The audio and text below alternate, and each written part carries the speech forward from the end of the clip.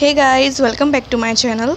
अगर आप लोग जोसा की काउंसलिंग में पार्टिसिपेट करने का सोच रहे हैं तो उससे पहले कि आपको कुछ इन्फॉर्मेशन जानना ज़रूरी है जो कि आपको मैं इस वीडियो में देने वाली हूँ। जैसे कि जो जोसा की काउंसलिंग में कौन कौन से इंस्टीट्यूट पार्टिसिपेट करते हैं, ठीक है। फिर उसके बाद एलिजिबिलिटी क्राइटेरिया क्या है जोसा की काउंसलिंग करने के लिए, इसकी रजिस्ट्रेशन फ़ीस कितनी है, सीट अलॉटमेंट फ़ीस कितनी है, ठीक है।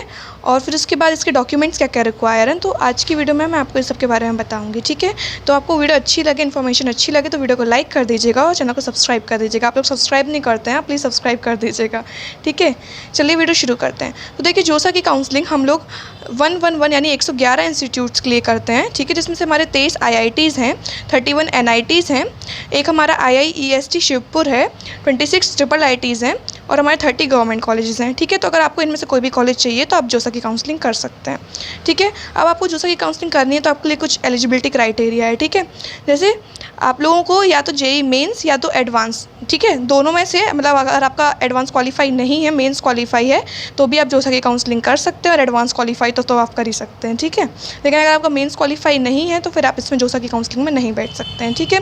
और आपको दूसरा एडिशनल क्राइटेरिया क्या है कि आपको जो भी इंस्टीट्यूट चाहिए आपका उसका ओपनिंग और क्लोजिंग रैंक मतलब होना चाहिए। लेकिन आप काउंसलिंग कर सकते हैं, लेकिन उसके बाद आपको तभी कोई इंस्टीट्यूट मिलेगा जब आप उसकी क्लोजिंग रैंक के अंदर आ रहे होंगे, ठीक है। तो ये इसका एलिजिबिलिटी क्राइटेरिया हो गया, ठीक है। फिर उसके बाद अगर आप एडवांस क्वालिफाई कर लेते हैं तो आपको IIT मिलने के चांसेस हैं, ठीक है। आप IIT में एडमिशन के मतलब IIT अपनी चॉइस फिलिंग में भर सकते हैं, ठीक है।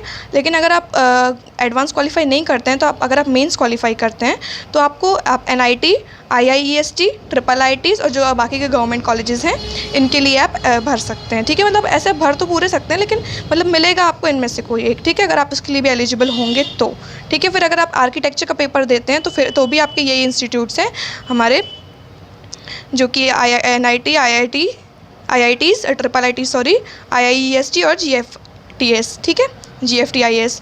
और अगर आप बी प्लानिंग का भी एग्ज़ाम देते हैं तो भी आपके लिए सेम ये वाले इंस्टीट्यूट्स हैं, ठीक है, जिसके लिए आप मतलब एडमिट हो सकते हैं।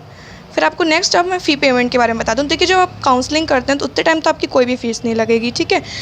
और लेकिन जब आपको कोई इंस्टीट्यूट मिल जाता है और आप उसकी सीट एक्सेप्ट करते हैं तो उसके टाइम आपको जनरल कैंडिडेट्स को 45,000 रुपीज़ इसकी फ़ीस है, ठीक है। और बाकी के जो SC, general PWD, ST, OBC, NCL, PWD, ST PWD, SC PWD, इन सब के लिए आपकी 20,000 फ़ीस है, ठीक है। जब आप कोई भी इंस्टीट्यूट आपका अलॉट हो जाता है और आप उसकी सीट एक्सेप्ट करते हैं तो उतने टाइम आपको ये फ़ीस भरनी पड़ेगी, ठीक है।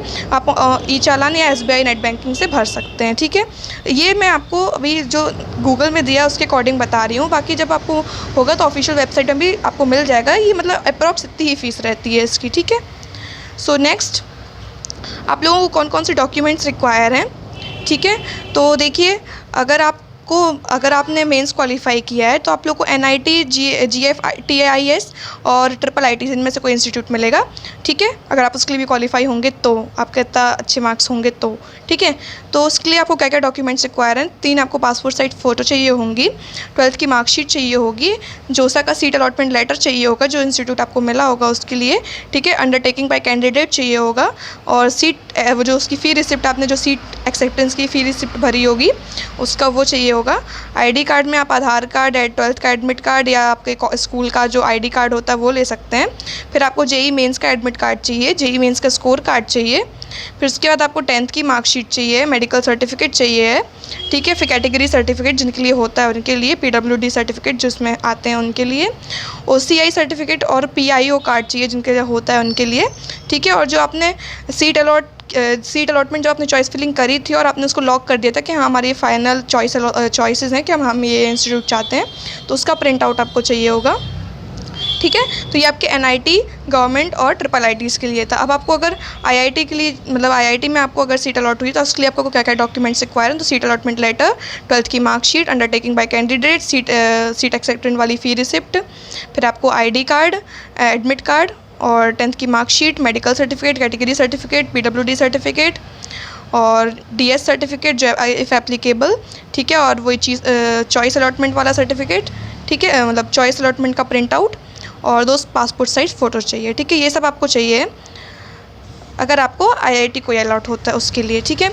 तो आप लोग उस काउंसलिंग से पहले ये सब डॉक्यूमेंट्स थोड़े प्रिपेयर रखिएगा, कोई डॉक्यूमेंट नहीं है तो उसको बनवा लीजिएगा, ठीक है, इसलिए मैंने आपको ये डॉक्यूमेंट्स बता दिए। दूसरा कि अब पार्टिसिपेटिंग इंस्टीट्यूट में आपको बता रही थी, तो कौन कौन से पार्टिसिपेटिंग इंस्टीट्यूट हैं। तो देखिए यहाँ पे ये जो लिस्ट है इसमें आप देख सकते हैं। अच्छा, मैंने आपको बता दिया ना, ठीक है।